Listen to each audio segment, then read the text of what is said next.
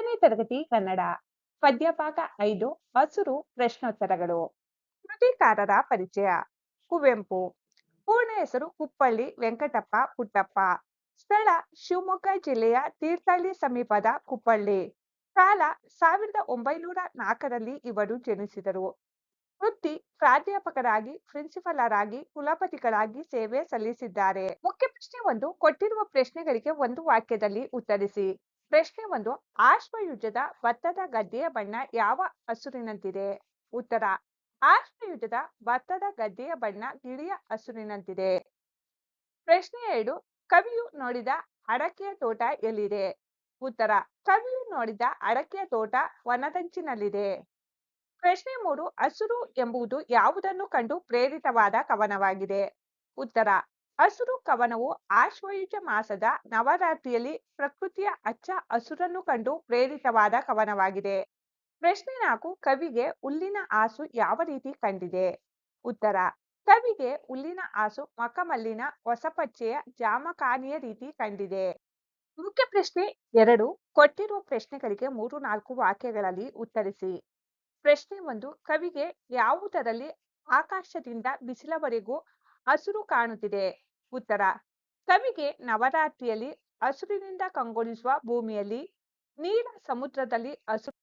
ಕವಿಯ ಹೃದಯಕ್ಕೆ ಆಗಸ, ಮುಗಿಲು, ಗದ್ದೆಯ ಬಯಲು, ಮಳೆ, ಕಣಿವೆ, ಸಂಜೆಯ ಬಿಸಿಲು, ಕಾಡಂಚಿನ ಅಡಿಕೆಯ ತೋಟ, ಹೂವಿನ ಕಂಪಿನಲ್ಲಿ, ಎಲರಿನ ತಂಪಿನಲ್ಲಿ, ಅಕ್ಕಿಯ ಕೊರಳಿನಲ್ಲಿ ಹೀಗೆ ಆಗಸದಿಂದ ಬಿಸಿಲವರೆಗೂ ಕವಿಗೆ ಹಸಿರು ಕಾಣುತ್ತಿದೆ. ಪ್ರಶ್ನೆ 2 ಹಸುರು ಸಕಲೇಂದ್ರಿಯಗಳನ್ನು ವ್ಯಾಪಿಸಿದೆ ಎಂಬುದನ್ನು ಕವಿಯು ಹೇಗೆ ವರ್ಣಿಸಿದ್ದಾರೆ? ಉತ್ತರ ಹಸುರಾದ ಭೂಮಿ, ಆಗಸ, ಮುಗಿಲು, ಗದ್ದೆಯ ಬಯಲು, ಮಲೆ, ಕಣಿವೆ, ಸಂಜೆಯ ಬಿಸಿಲು, ಕಾಡಂಚಿನ ಅಡಿಕೆಯ ತೋಟ ಇವೆಲ್ಲ ಕಣ್ಣಿಗೆ ಗೋಚರವಾದರೆ, ಹೂವಿನ ಕಂಪಿನ ಹಸಿರು ಮೂಗಿಗೆ, ಎಲರಿನ ಕಂಪಿನ ಸ್ಪರ್ಶ ಚರ್ಮಕ್ಕೆ, ಅಕ್ಕಿಯ ಕೊರಳಿನ ಚಿಲಿಪಿಲಿ ಗಾನ ಕಿವಿಗೆ, ಶ್ಯಾಮಲ ಸಮುದ್ರದ ಹಸುರು ಕವಿಯ ಆತ್ಮಕ್ಕೆ ರಸಪಾನ ಮಾಡಿದಂತಾದುದು ನಾಲಿಗೆಗೆ, ಹೀಗೆ ಪ್ರಕೃತಿಯ ಹಸಿರು ಸಕಲ ಇಂದ್ರಿಯಗಳನ್ನು ವ್ಯಾಪಿಸಿದೆ ಎಂಬುದನ್ನು ಕವಿ ಕುವೆಂಪು ಅವರು ಅಭೂತಪೂರ್ಣವಾಗಿ ವರ್ಣಿಸಿದ್ದಾರೆ. ಪ್ರಶ್ನೆ 3 ಕವಿಯ ಆತ್ಮವು ಹಸುರುಗಟ್ಟಲು ಕಾರಣವಾದ ಹಿನ್ನೆಲೆಯ ಅಂಶಗಳೇನು? ಉತ್ತರ ಕವಿಯ ಆತ್ಮವು ಹಸುರುಗಟ್ಟಲು ಆಶ್ವಯುಜ ಮಾಸದ ನವರಾತ್ರಿಯಲ್ಲಿ ವಿಶಾಲವಾದ ಶ್ಯಾಮಲ ಕಡಲು, ಹಸುರು ಆಗಸ, ಹಸುರು ಮುಗಿಲು, ಹಸುರು ಗದ್ದೆಯ ಬಯಲು, ಹಸಿರಿನ ಮಲೆ, ಹಸಿರು ಕಣಿವೆ, ಸಂಜೆಯ ಬಿಸಿಲು, ಆಶ್ವಯುಜದ ಶಾಲಿವಾರ, ಗಿಳಿಯ ಹಸಿರು ಬಣ್ಣದ ನೋಟ, ಕಾಡಂಚಿನಲ್ಲಿ ಫಲಭರಿತ ಅಡಿಕೆಯ ತೋಟ, ಹುಲ್ಲಿನ ಮಖಮಲ್ಲಿನ ಹೊಸಪಚ್ಚೆಯ ಜಾಮಖಾನೆ ಪಸರಿಸಿದಂತೆ ಭೂಮಿಯು ಹಸಿರುತ್ತಿದ್ದು, ಹೊಸ ಹೂವಿನ ಕಂಪು, ತಂಗಾಳಿಯ ತಂಪು, ಅಕ್ಕಿಯ ಇಂಪಾದ ಗಾನ, ಎತ್ತೆತ್ತ ನೋಡಿದರೂ ಹಸುರು ಹಸುರು ಹಸುರು ಇವೆಲ್ಲ ಕವಿಯ ಆತ್ಮವು ಹಸುರುಗಟ್ಟಲು ಕಾರಣವಾದ ಹಿನ್ನೆಲೆಯ ಅಂಶಗಳಾದವು. ಮುಖ್ಯ ಪ್ರಶ್ನೆ 3 ಕೊಟ್ಟಿರುವ ಪ್ರಶ್ನೆಗಳಿಗೆ 8-10 ವಾಕ್ಯಗಳಲ್ಲಿ ಉತ್ತರಿಸಿ. ಪ್ರಶ್ನೆ 1 ಹಸುರು ಕವನದ ದಿಕ್ಯ ಎಲ್ಲೆಲ್ಲಿ ಹಸಿರು ವ್ಯಾಪಿಸಿದೆ ಎಂಬುದನ್ನು ವಿವರಿಸಿ. ಉತ್ತರ ಹಸಿರು ಕವನವು ಆಶ್ವಯುಜ ಮಾಸದ ನವರಾತ್ರಿಯಲ್ಲಿ ಪ್ರಕೃತಿಯಲ್ಲಿ ಹೆಪ್ಪುಗಟ್ಟಿದ ಹಚ್ಚ ಹಸುರನ್ನು ಕಂಡು ಪ್ರೇರಿತವಾದ ಕವನವಾಗಿದೆ. ಇದು ಕುವೆಂಪು ಅವರ ಸ್ಥಳವಾದ ಮಲೆನಾಡಿನ ಕುಪ್ಪಳ್ಳಿಯ ಕವಿಶೈಲದಲ್ಲಿ ಅವರಿಗುಂಟಾದ ಸೌಂದರ್ಯಾನುಭವ, ಪ್ರಕೃತಿ ಅಲ್ಲಿಯ ಹಸಿರುಗಳೊಂದಿಗೆ ಕುವೆಂಪು ಹೊಂದಿದ್ದ ಸಮೀಪದ ಸಂಬಂಧವನ್ನು ತೋರಿಸುತ್ತದೆ. ಕವಿಯ ಆತ್ಮವು ಹಸಿರುಗಟ್ಟಲು ಆಶ್ವಯುಜ ಮಾಸದ ನವರಾತ್ರಿಯ ದಿನಗಳಲ್ಲಿ ಹೊಸ ಚಿಗುರಿನಿಂದ ಕೂಡಿದ ಭೂಮಿಯಲ್ಲಿ ವಿಶಾಲವಾದ ಶ್ಯಾಮಲ ಕಡಲು ಹಸುರಾಗಿರುವುದನ್ನು ನೋಡಿ ಕವಿಯ ಆತ್ಮವು ರಸಪಾನದಲ್ಲಿ ಮಿಂದಿದ್ದು, ಆಗಸದಲ್ಲಿ, ಮುಗಿಲಿನಲ್ಲಿ, ಗದ್ದೆಯ ಬಯಲಿನಲ್ಲಿ, ಬೆಟ್ಟ ಗುಡ್ಡಗಳಲ್ಲಿ, ಕಣಿವೆಯಲ್ಲಿ, ಸಂಜೆಯ ಬಿಸಿಲಿನಲ್ಲಿ ಹಸಿರು ಹರಡಿತು. ಹಾಗೆಯೇ ಆಶ್ವೀಜ ಮಾಸದಲ್ಲಿ ಭತ್ತದ ಗದ್ದೆಗೆ ಮುತ್ತುವ ಗಿಳಿಗಳ ಹಸಿರು ಬಣ್ಣದ ನೋಟ, ಅದರ ಪಕ್ಕದಲ್ಲೇ ಕಾಡಂಚಿನಲ್ಲಿ ಫಲಭರಿತ ಅಡಿಕೆಯ ತೋಟ, ಹುಲ್ಲಿನ ಮಖಮಲ್ಲಿನ ಹೊಸಪಚ್ಚೆಯ ಜಾಮಖಾನೆ ಹರಡಿದಂತೆ ಭೂಮಿಯು ಹಸಿರಿನಿಂದ ಮೈ ಮುಚ್ಚಿರಲು ಕವಿಗೆ ಬೇರೆ ಬಣ್ಣಗಳೇ ಕಾಣದಾದವು. ಹೊಸ ಹೂವಿನ ಕಂಪು, ತಂಗಾಳಿಯ ತಂಪು, ಅಕ್ಕಿಯ ಇಂಪಾದ ಗಾನ, ಅತ್ತ ಇತ್ತ ಎತ್ತ ನೋಡಿದರೂ ಹಸುರು ಹಸುರು ಹಸುರು ಇದನ್ನು ನೋಡಿದ ಕವಿಯ ಆತ್ಮವು ಹಸುರುಗಟ್ಟಿತು. ಕವಿಯ ದೇಹದಲ್ಲೂ ಹಸಿರು ರಕ್ತವೇ ಹರಿದಾಡಿತು ಎಂದು ಹಸಿರು ವ್ಯಾಪಿಸಿದ ಬಗ್ಗೆ ಈ ಕವನದಲ್ಲಿ ಗುರುತಿಸಬಹುದು. ಪ್ರಶ್ನೆ 2 ಪ್ರಕೃತಿಯ ಹಸಿರು ಜೀವ ಜಗತ್ತಿಗೆ ಎಷ್ಟು ಮುಖ್ಯ ಎಂಬುದನ್ನು ಕುರಿತು ನಿಮ್ಮ ಅಭಿಪ್ರಾಯಗಳನ್ನು ಬರೆಯಿರಿ. ಉತ್ತರ ಪ್ರಕೃತಿಯಲ್ಲಿನ ಹಸಿರು ಮನುಷ್ಯನಿಗೆ ಮಾತ್ರ ಸೀಮಿತವಾಗಿರದೆ ಇಡೀ ಜೀವ ಜಗತ್ತಿಗೆ ಬಹಳ ಮುಖ್ಯ ಎಂಬುದಾಗಿ ಕವಿ ತಮ್ಮ ಕವನ ಹಸಿರಿನ ಮೂಲಕ ಹಸಿರಿನ ವ್ಯಾಪಕತೆಯನ್ನು ವಿವರಿಸಿದ್ದಾರೆ. ಮನುಷ್ಯ, ಪ್ರಾಣಿ ಎಲ್ಲಾ ಜೀವಿಗಳಿಗೂ ಪ್ರಕೃತಿಯಲ್ಲಿನ ಗಿಡ ಮರಗಳ ಆಹಾರ ಸಸ್ಯಗಳ ಹಸಿರೇ ಉಸಿರಾಗಿರುತ್ತದೆ.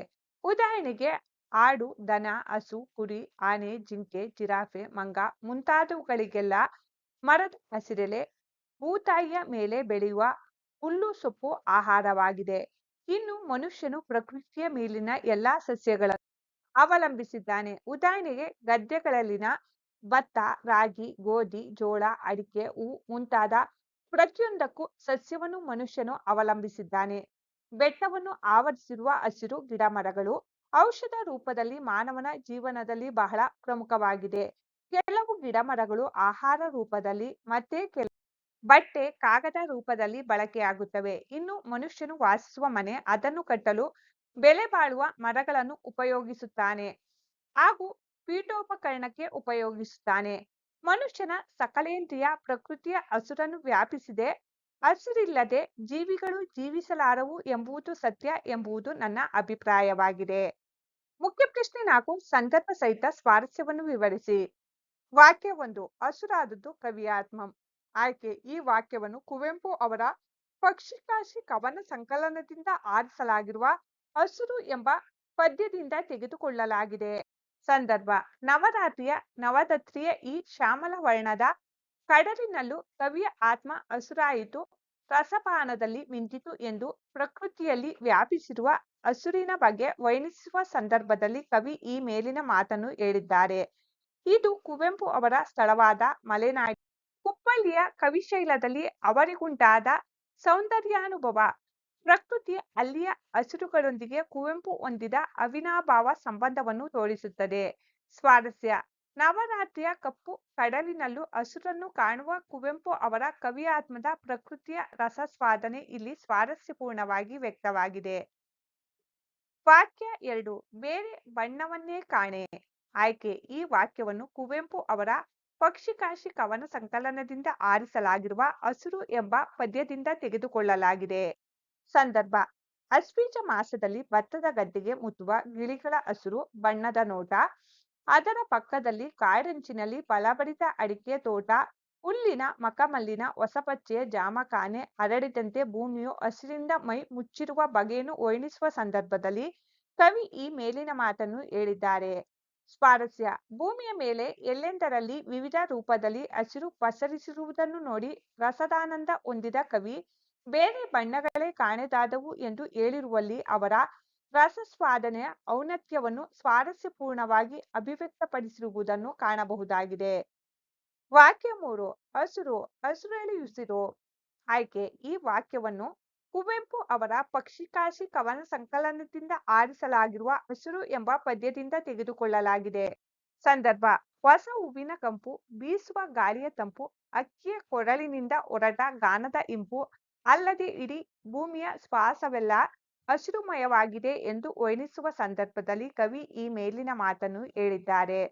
ಇಲ್ಲಿ ಹೂವು, ಗಾಳಿ, ಅಕ್ಕಿಯ ಗಾನದಲ್ಲಿ ಬೇರೆ ಬೇರೆ ಅನುಭವವಿದ್ದರೂ ಕವಿಯ ಏಕತಾ ದೃಷ್ಟಿಯಲ್ಲಿ ಎಲ್ಲದರಲ್ಲೂ ಹಸುರೇ ಕಾಣುತ್ತದೆ. ಸ್ವಾರಸ್ಯ ಹಸಿರು ಸರ್ವೇಂದ್ರಿಯಗಳನ್ನು ವ್ಯಾಪಿಸಿದೆ ಎಂದು ವರ್ಣಿಸುವ ಕವಿಯ ಕಲ್ಪನೆ ಇಲ್ಲಿ ಸ್ವಾರಸ್ಯಪೂರ್ಣವಾಗಿ ಮೂಡಿಬಂದಿದೆ. ವಾಕ್ಯ 4 ಹಸುರತ್ತಲ್ ಹಸುರಿತ್ತಲ್ ಹಸುರೆತ್ತಲ್. ಆಯ್ಕೆ ಈ ವಾಕ್ಯವನ್ನು ಕುವೆಂಪು ಅವರ ಪಕ್ಷಿಕಾಶಿ ಕವನ ಸಂಕಲನದಿಂದ ಆರಿಸಲಾಗಿರುವ ಹಸುರು ಎಂಬ ಪದ್ಯದಿಂದ ತೆಗೆದುಕೊಳ್ಳಲಾಗಿದೆ. ಸಂದರ್ಭ ಅತ್ತ ಇತ್ತ ಎತ್ತಲು ಹಸುರೆ ಆವರಿಸಿರುವುದನ್ನು ಕವಿದೃಷ್ಟಿಯಿಂದ ನೋಡಿದ ಕುವೆಂಪು ಅವರು ಕಡಲಿನಲ್ಲಿ ಎಲ್ಲೆಲ್ಲೂ ಹಸುರೇ ಹಸುರು, ಕವಿಯ ಆತ್ಮ ಹಸುರು ನೆತ್ತರಿನಿಂದ ಹಸಿರುಗಟ್ಟಿತು ಎಂದು ವರ್ಣಿಸುವ ಸಂದರ್ಭದಲ್ಲಿ ಈ ಮೇಲಿನ ಮಾತನ್ನು ಹೇಳಿದ್ದಾರೆ. ಎಲ್ಲೆಲ್ಲೂ ಹಸುರನ್ನು ಕಂಡ ಕವಿಯಾತ್ಮವು ಹಸಿರುಗಟ್ಟಿತಲ್ಲದೆ ಅವರ ದೇಹದಲ್ಲಿನ ರಕ್ತವು ಹಸಿರೇ ಎಂದು ವರ್ಣಿಸಿದ್ದಾರೆ. ಸ್ವಾರಸ್ಯ ಹಸಿರು ಕೇವಲ ಸಸ್ಯವರ್ಗಕ್ಕೆ ಮಾತ್ರ ಸೀಮಿತವಲ್ಲ, ಇಡೀ ಪ್ರಕೃತಿಯ ಚೈತನ್ಯಕ್ಕೆ ಅದೇ ಕಾರಣ. ಪ್ರಕೃತಿಗಷ್ಟೇ ಅಲ್ಲದೆ ರಕ್ತದಲ್ಲೂ ಹಸಿರು ವ್ಯಾಪಿಸಿದೆ ಎಂಬುದು ಸ್ವಾರಸ್ಯಪೂರ್ಣವಾಗಿದೆ.